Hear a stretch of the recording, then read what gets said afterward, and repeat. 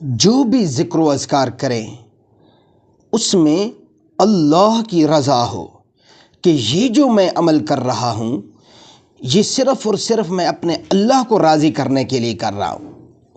بعض ہم وظائف کرتے ہیں اس نیت سے کہ یہ جو کام ہے وہ میرا ہو جائے۔ بھائی وظائف سے کام نہیں ہوتے، کاموں کا ہونا یہ اللہ کے اختیار میں ہے۔ اللہ چاہیں گے تو کام ہوں گے، اللہ نہیں چاہیں گے تو کام نہیں ہوں گے، جتنے مرضی وظائف کر لیں۔ ہاں وظائف اللہ کو راضی کرنے کے لیے کرنے ہیں۔ اللہ کو تو علم ہے کہ اس بندے کی کیا مشکل ہے، کیا پریشانی ہے، کیا ضرورت ہے، کیا تکلیف ہے، تو اللہ وہ تکلیف، وہ پریشانی، وہ حاجت خود بخود ختم فرما دیں گے۔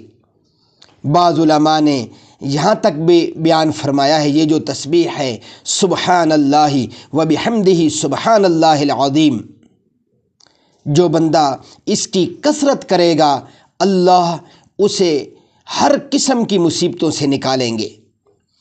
یہاں تک کہ بعض نے لکھا ہے کہ ایسا بندہ جسے مناسب رشتہ نہیں مل رہا وہ اگر اس کو کرے گا اللہ کی رضا کے لیے تو اللہ اس کے مناسب رشتے کا بندوبست فرمائیں گے۔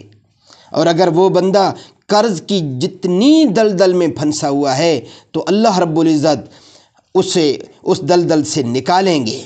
لیکن مقصد اللہ کی رضا ہو۔ یہ جو میں تسبیح کر رہا ہوں اپنے اللہ کی تسبیح بیان کر رہا ہوں، اور اس تسبیح کی وجہ سے میرا اللہ میرے پہ راضی ہوں گے، اور جب اللہ راضی ہوتا ہے تو مسئلے خود بخود حل ہو جاتے ہیں۔